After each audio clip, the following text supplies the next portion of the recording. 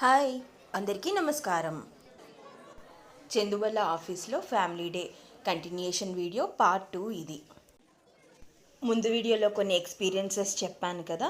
తర్వాత Bengaluru office, Jaipur office, Bengaluru office రెండు same అయినా సరే జైపూర్లో పెద్ద స్పేస్, బెంగళూరుకి వచ్చేసరికి కంపెనీ స్పేస్ పెద్దది కాదు. కాబట్టి ఈవెంట్ని ఆర్గనైజ్ చేయడంలో డెఫినెట్గా డిఫరెన్సెస్ ఉన్నాయి.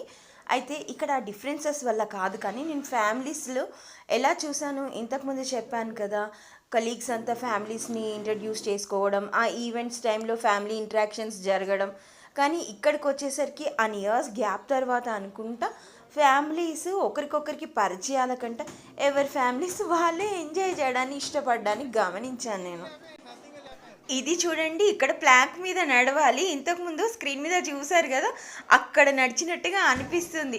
ఓన్లీ పిల్లలకే అన్నారు, ఇక్కడ కూడా పిల్లలకే అని చెప్పారు. కానీ ఎక్కువ మంది లేకపోవడంతో నేను ఆడుకున్నాను సరదాగా. బెంగళూరులో ఈవెంట్ గురించి చెప్తున్నాను కదా. ఫ్యామిలీ ఇంట్రడక్షన్స్ జరిగినా సరే ఎవరి స్పేస్ని వాళ్ళు ఇష్టపడ్డారు. ఆ డిఫరెన్సెస్ నేను నోటీస్ చేశాను. మనకి ఎలా అనిపిస్తుంది, ఒక ప్లేస్కి వెళ్ళినప్పుడు we might people with same expectations. So అర్థం చేసుకున్నాను కాబట్టి ఈసారి కాస్త అండర్స్టాండింగ్తో ముందే అలా ఉండదు, మనుషులు మారుతున్నారు, ఇయర్స్ మారుతున్నాయి, ఎవరి స్పేస్ వాళ్ళు ఇష్టపడుతున్నారు అని అర్థం చేసుకున్నాను.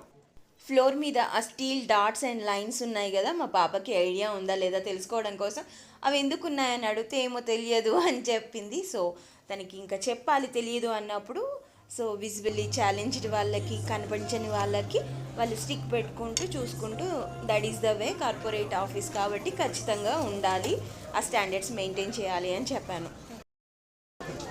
అంతేనా, అయితే నువ్వు ఎప్పుడు మెట్రో స్టేషన్లో కూడా అలాంటివన్నీ గమనించలేదా అని ఒక్కసారి అడిగితే గమనించలేదు అండి. సరే, ఇంకా మీరు చూసారు కదా, మేము స్టేర్ కేస్ వాడుకున్నాము, అక్కడ కావాలని స్టేర్ కేస్ వాడుకున్నాము.